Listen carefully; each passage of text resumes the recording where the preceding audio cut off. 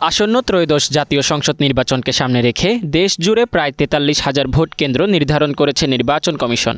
এদিকে বিধিমালায় শাপলা প্রতীক না থাকায় এনসিপিকে শাপলা দেওয়ার সুযোগ নেই বলে জানিয়েছেন নির্বাচন কমিশন সচিব আখতার আহমেদ।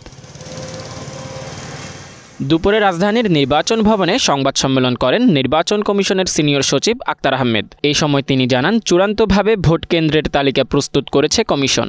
৬৪টি জেলার ৩০০টি সংসদীয় আসনে এবার ভোট কেন্দ্র থাকবে ৪২,৭৬১।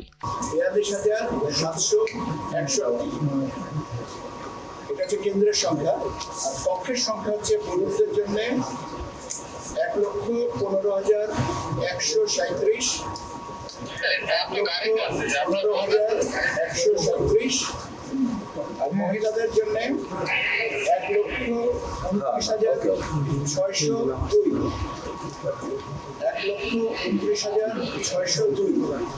এই মিলিয়ে ২,৪৪,৬৪৯। এই হচ্ছে আমাদের চূড়ান্ত ভোট কেন্দ্রের সংখ্যা, ২,৪৪,৬৪৯। এটা হচ্ছে মোট। অস্থায়ী কেন্দ্রের আমরা প্রাথমিকভাবে আমাদের এখন পর্যন্ত হিসাব হচ্ছে ১৪টা, এবং সেখানে অস্থায়ী কক্ষের সংখ্যা দাঁড়াবে ১২,০০০। এদিকে এনসিপির শাপলা প্রতীক সংক্রান্ত এক প্রশ্নের জবাবে ইসি সচিব জানান, কমিশন এরই মধ্যে তাদের অবস্থান জানিয়েছে। এখন পর্যন্ত এই বিষয়ে কোনো বিকল্প প্রস্তাব কমিশনের কাছে আসেনি।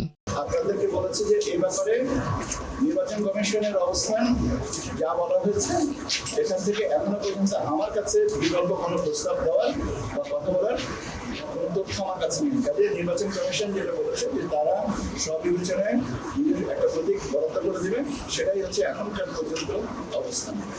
গণভোট আয়োজনের বিষয়ে ইসি সচিব বলেন, নির্বাচন কমিশনে এখনো পর্যন্ত গণভোট সম্পর্কিত কোনো তথ্য আসেনি। গণভোটের ব্যাপারে নির্বাচন কমিশনে এখনো পর্যন্ত কোনো তথ্য নেই। যে তথ্যটা নাই সে তথ্যের উপরে কোনো তথ্য দেওয়ার সুযোগ আমার নেই।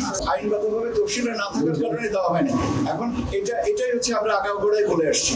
এখন আমি এই কথাটাই বলছি, তফসিলে না থাকলে দেওয়ার কোনো সুযোগ নেই। এখন তফসিলে কেন অন্তর্ভুক্ত করা হয়নি এটা কমিশন থেকে ভালো বলতে। কমিশন যখন আপনাদের সামনে আসবে তখন আপনারা তখন মাননীয় কমিশনকে এটা জিজ্ঞাসা করেন। আমার পক্ষে তো এটার উত্তর দেওয়া সম্ভব না।